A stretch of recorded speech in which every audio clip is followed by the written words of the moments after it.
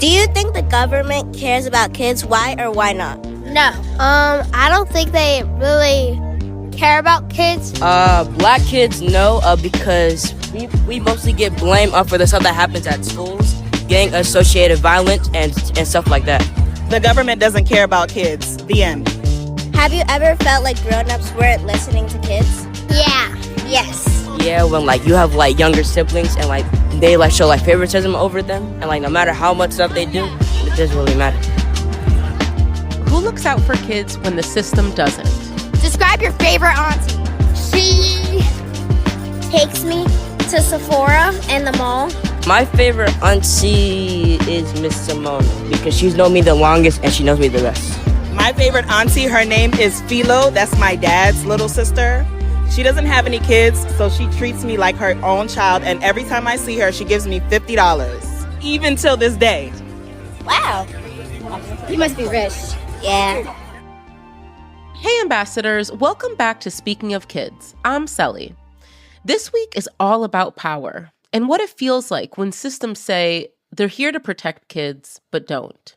It's all about how families, communities, and all of us aunties out there fill the gaps when the government falls short.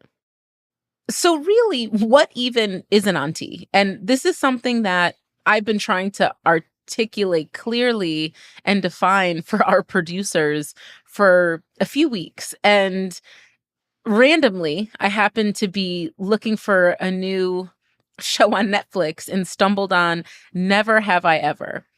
And in season 1, I think episode 2 or 3, I'm sitting here watching this, and there is such a succinct, articulate definition of what an auntie is in our lives, for those that are fortunate enough to have aunties in your lives. So here it goes. Oh God, auntie's approaching. Don't look. Where should I not look? Damn it, Kamala. Aunties are older Indian women who have no blood relationship to you, but are allowed to have opinions about your life and all your shortcomings, and you have to be nice to them because you're Indian. For some listening today, you may be wondering, what is an auntie? And in a lot of cultures around the world, in Caribbean culture, in some European cultures, and Indian cultures, and I know in my case, in growing up in an Ethiopian household, we have a sense of community where our extended family, our parents' close friends are oftentimes referred to as auntie and uncle. And so, the role in some cultures, and a lot of cultures globally, of an auntie is so important. I know in my case, I try to fill and meet the needs of my nieces and nephews anytime I see them. And so if they have a problem, I'm invested and I see them often. It's really important to me that my children grow up engaged with their aunties. And I'm very grateful for the role that aunties play in my kids' lives.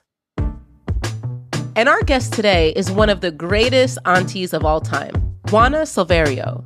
She's a civil rights strategist, political organizer, leadership coach, and just goes so hard for her nieces and nephews. Juana spent years inside the federal government. She has seen what works, what doesn't, and what it really takes to shift power towards justice. And now, through coaching and advocacy, she's helping others lead with alignment, honesty, and rest. We'll talk about generational trauma, false promises, radical self-trust, and the joy of seeing your 2-year-old dance to soca.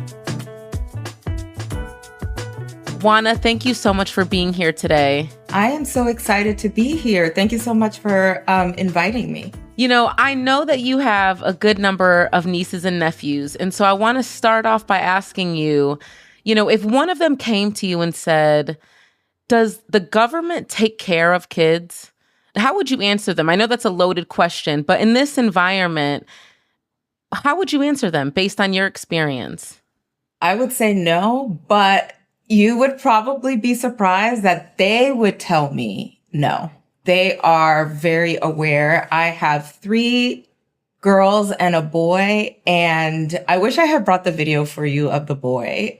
He was in the kitchen the other day with my mom, and he goes, "Nana, I am still very confused why this administration is the administration that we have." And I have just a wonderful idea. And my Nana, my mom is just like, what? I'm so confused. Yeah, I know. It's just, it's been so unkind. Yes, it's really unkind, but I can't wait to grow up because I'm just going to put them in jail. And for a 5-year-old to be this aware, to be having this conversation with my 72-year-old mother, unprompted as he is going through a mouse device, is unprecedented because, we do have conversations, we do have the television on, but the logic, to me has been, it's not conversations that I had expected to be having. But no, I would say no, we're not taking care of them. And I would never try to lie at this point and say that we are going in the direction of taking care of our children.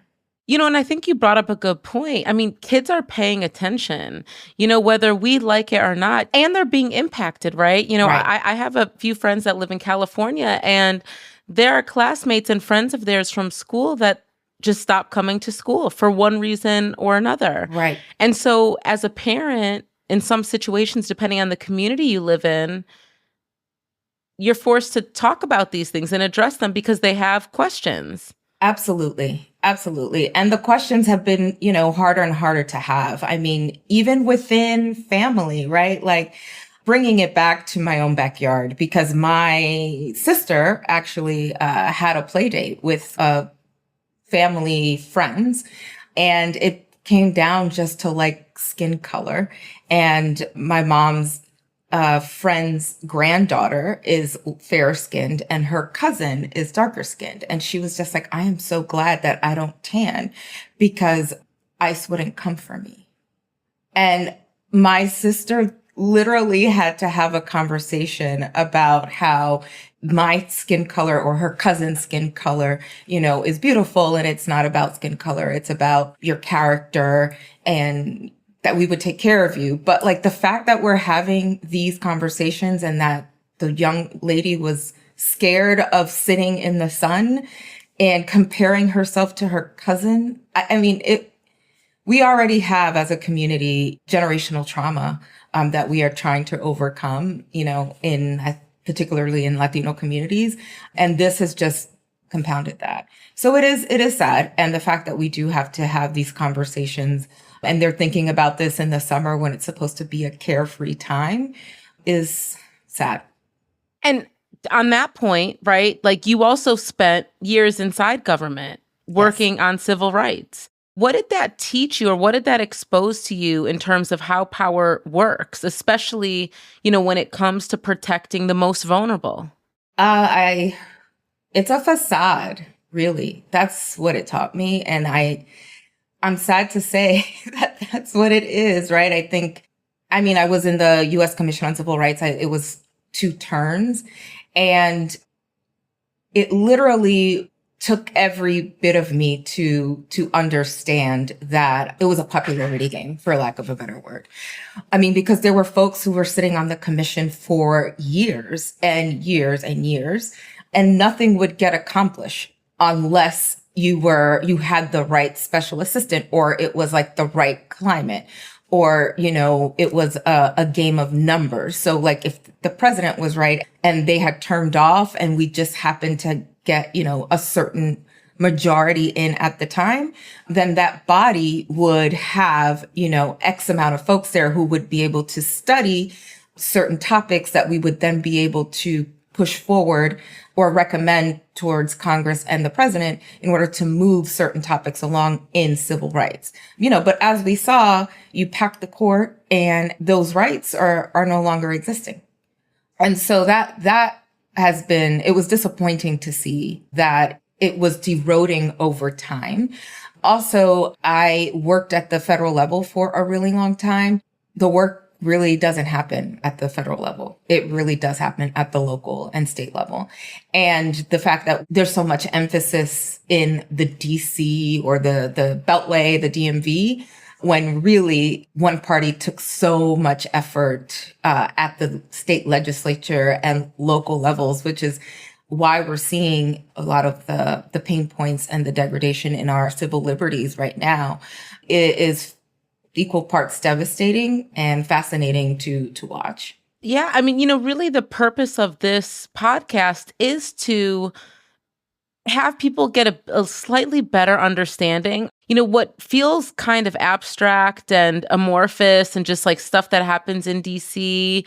And for better or for worse, these policies and these laws do have real life consequences that people feel every day, Right.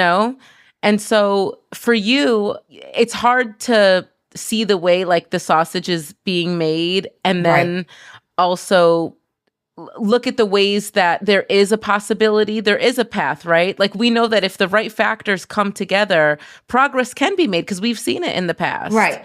But in some moments like this, when it does feel overwhelming, and as an advocate, how do you reconcile that? I think you start at home.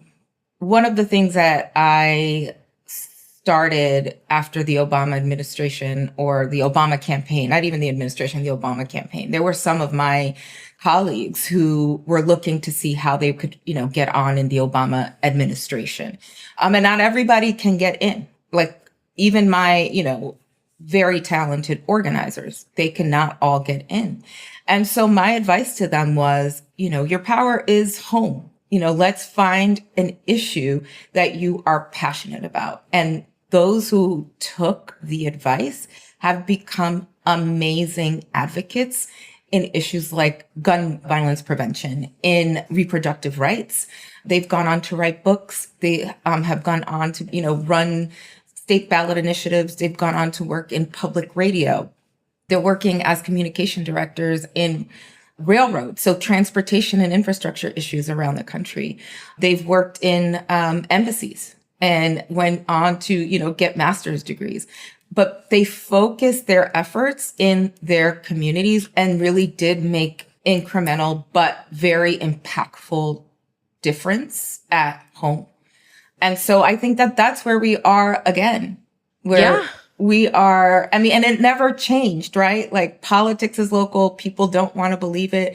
But at the end of the day, like that's where it's happening. Like the only thing that, it's not the only thing, but the biggest thing that that DC provides is the framework, right? It gives you the money. At the end of the day, like that money has to get trickled down to your state. The state then has to give it to someone to administer in the local level. At the local level, then that is where, the sausage is actually made. And now with these cuts, there's going to be a lot less that's going to be trickled down. A lot less. Right. Like, and that's the unfortunate part because there was so much, there's so much money on the streets due to bill, due to PAC, due to you name it, that came chips that was out. And if that money was not already in the hands of these local entities, all the way down to the physical nonprofit organization that was going to administer it, like the opportunity has been lost. And so, those job creations, like it turns out that it's a myth if we didn't take advantage of it when the money was put out. Shifting gears a little bit, but Yes. taking it back to, auntie duties. I've always been excited to be an auntie, and I've officially been one for about 7 years now, unofficially longer, but Of course. it's like the best job ever. And Yes. I already know that you're the cool auntie. I try I'm a little tough. No, but they need that. They need that. Because we're also grown now. So we have a Yes. little bit more wisdom. Yes. But in general, just given your background, given what you currently do, which we'll get into a little bit, what kind of auntie are you trying to be? It sounds like even your little 5-year-old nephew's on the right path in terms of just advocating for himself. But what do you wish for your nieces and nephew? I want them to dream for themselves, right? I think that as a first generation Dominican American, I think I lived like someone else's dream for such a long time. And I'm not saying I, turned out bad. I think I turned out amazing. But like, I think like as an auntie, like it is like a huge responsibility for me. Like I did a lot of work for them, right? And so I want them to enjoy the fruits of my labor and like really have the space to like dream their dream and like not be afraid to like mess up and like start over again and ask us questions. I think like there's like a generation that is like trying to do this on their own. And I'm like, why? We did it. Like, I don't get that. And so I really want them to like use us. Like, this is why we are here. This is why we did all the things that we did. So you don't have to do it. Right. Take the shortcuts. Like, take them because it's still a long road and no one else can do it but you, but take the shortcuts. Absolutely. Like, my goodness. Or take the lessons that may lead you, you know, because some things they just got to learn on their own. Absolutely. And it is a conversation I've had to have with my brother a few times, right? Because my first one is going to college next year. She is amazing. Actually, she's probably going into college with 2 years of college already under her belt. She just finished an amazing program in Kentucky. It's the governor's scholars program. And I went into like this hotel spin of like, I'm going to like find out who's going to get her in and all these other stuff. Girl, it was a whole thing. First of all, she got herself in. I had to do nothing. But you were prepared. And my brother calls me at one point and he was just like, I'm thinking she should really have to do this on her own. And like, I had like this whole conversation with her, with one of her granddads. And I was just like, I can't believe that they do not want me to do this for them. And he looked at me, he's just like, yeah, I'm thinking like she may have to do this on her own. So at the end of the day, yes, I guess they are right. They do need to do certain things on their own. And so, yes, I want to be that auntie that, you know, wants to give them the space to dream their own dream.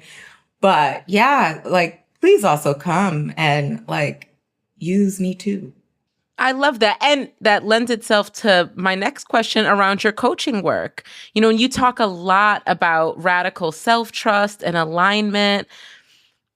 And again, for a lot of our listeners that are in the midst of just everything that's going on right now, you know, what does that mean to you? Like how do people use that and can embrace that in this moment?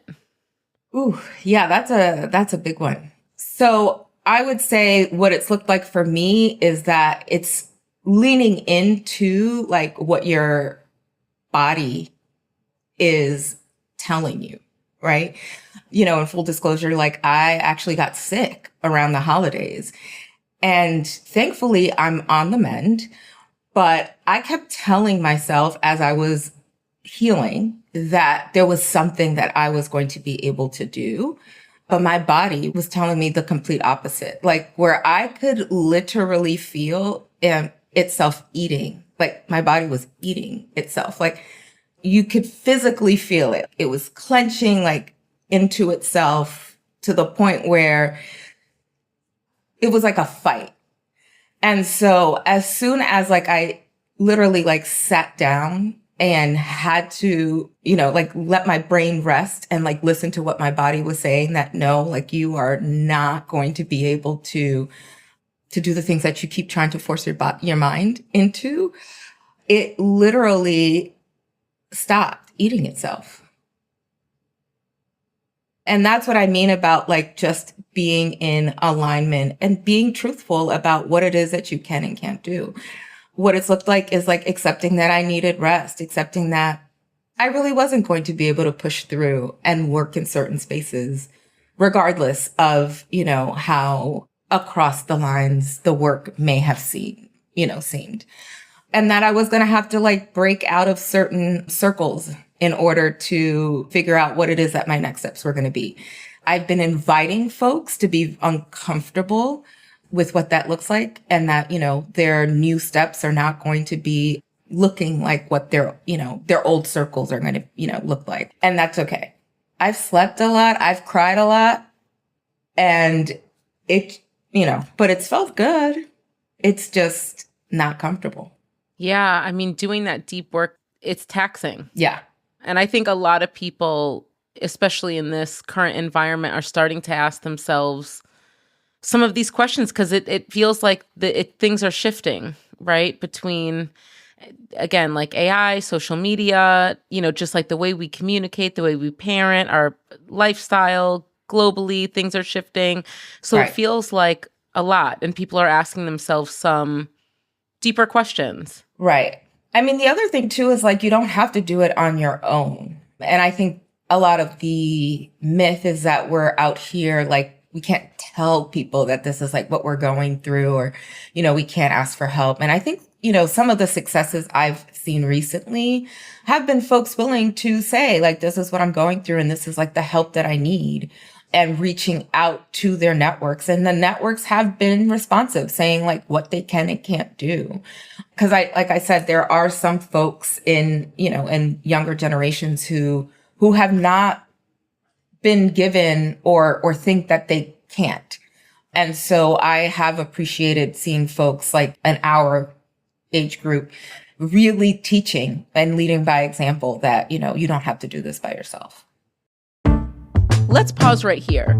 Coming up, Juana gets honest about burnout, boundaries, and why sometimes saying no is the most radical thing you can do. Welcome back, ambassadors.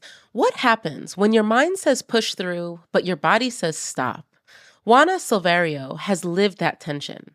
And what came next was a deeper kind of advocacy, rest, coaching, and choosing not to do it all alone. Now she helps women, especially caregivers and changemakers, make space to be themselves and question the grind without losing sight of community. I think one of the things that the coaching is doing for women and men, is that it's giving them space to be themselves. One, it's also giving them space to co-create at times, right, where they don't have that time to do it, either at home or in the workspace.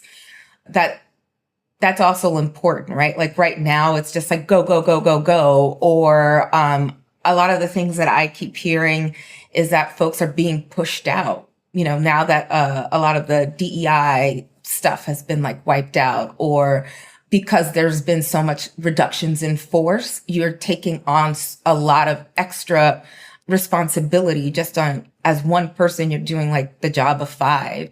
So giving yourself the gift of coaching, or, that it's not a privilege, it really is a gift, has opened up space for a lot of my coachees to really think through, like, is this something that they want to do? Or, are we leaning into something that is helping, themselves, but also their broader community?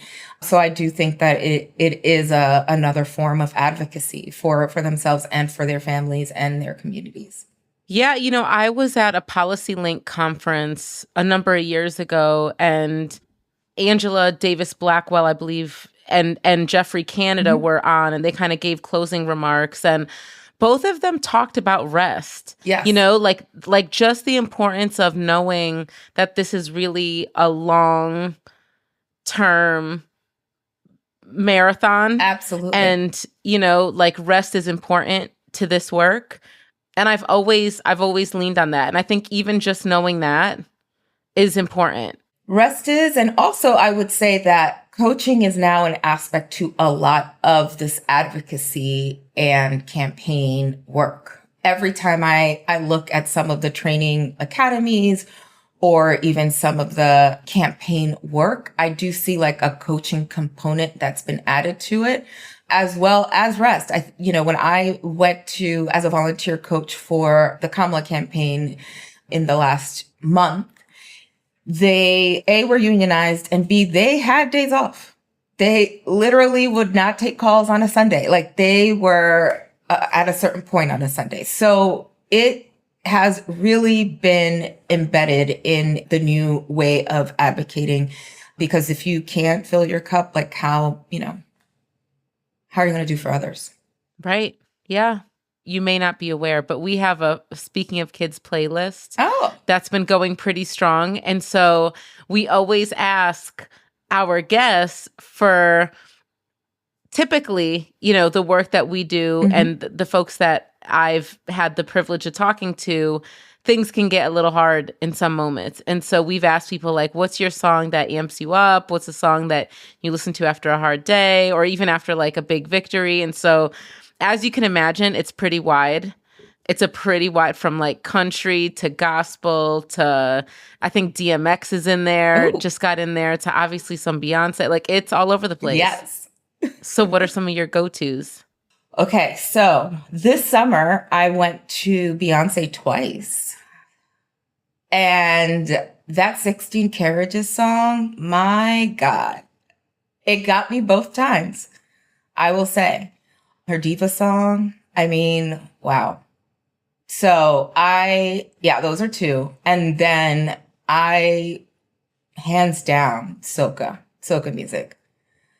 I don't know if you have any soca on that playlist, honey. What's so funny is talking about summer is I recently took my kids away and, to like Great Wolf Lodge. And by the pool, they have these like dance parties. Oh, yes. And Follow the Leader is on there. Okay. And so my kids are now obsessed with that song. And so you have my 2-year-old like putting his hands up and saying, I love soca. Like it is the cutest thing ever. Let me tell you. So my kids have now leaned all the way into soca. And I thought it made me think of you. Yes. I mean, it's definitely the happy people genre. You can't be mad listening to soca, so I love it. We'll definitely put in a few there. Yes. Well, thank you so much, Juana, for your time, for your stories, and for all the work that you're doing. Thank you. No, thank you as well for the work that you were doing. I really had fun speaking with you. There's a lot I'm thinking about after talking with Juana, but what I keep coming back to is her reminder that advocacy isn't just about policy or protests. And oftentimes, it's about how we show up for the people in our lives. And in case you needed to hear this today, you don't have to do it all alone. You don't have to have it all figured out. And rest is part of the work. If this episode gave you something to think about or helped you feel a little bit more seen, share it. Somebody else might need it too. Speaking of Kids is a podcast by First Focus on Children. It's produced by Windhaven Productions and Blue Jay Atlantic. Elizabeth Wyndham is the supervising producer. Julia Wyndham is the editor. Jay Woodward is the senior producer.